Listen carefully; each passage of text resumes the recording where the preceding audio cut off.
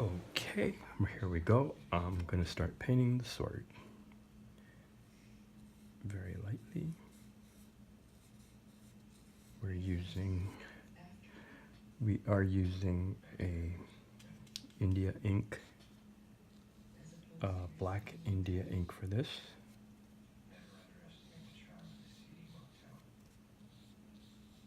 Start painting right here where I inked in the lines. Okay, I forgot to say that before you get started, or before I get started, I ink in all the lines and make them a little bit darker so that I can follow, almost like a coloring book, really. And then I have these lines, I follow them.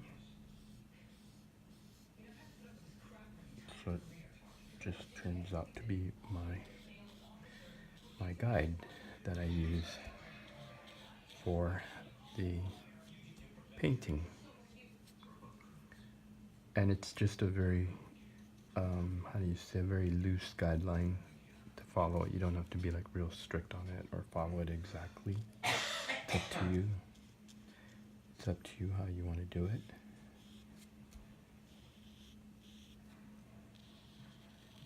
So, and it's a good idea to look at some pictures of swords to get an idea of what swords look like. Basically, that's what I do. I just look at, I'll Google swords and then I'll look at some pictures of them. Plus, I do have a collection of swords because I really love swords. So I have an actual sword that looks kind of like this. It's a decoration piece, which I just have in the back of my closet somewhere. But I really like it, so I bought it, and I've had it for a long time.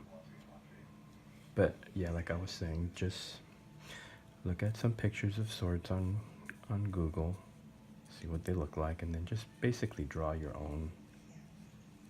I wouldn't say copy the picture, because I don't like to do that, but I would say just look at the pictures, see what it's like, see what they look like, and then draw it or paint it, paint something similar to it. And maybe it won't be exactly or an exact replica, but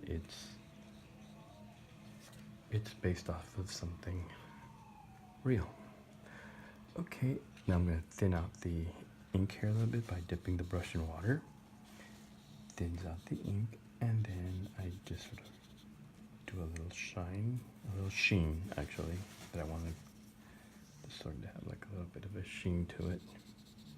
Shine or reflection, whatever you, and you can go really dark here if you want, or you can do it light. I think it looks better if you just use an ink wash.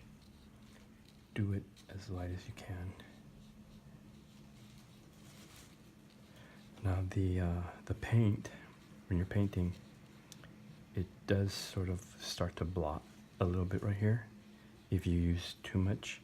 So what I have is this paper here. I don't know if you can see it.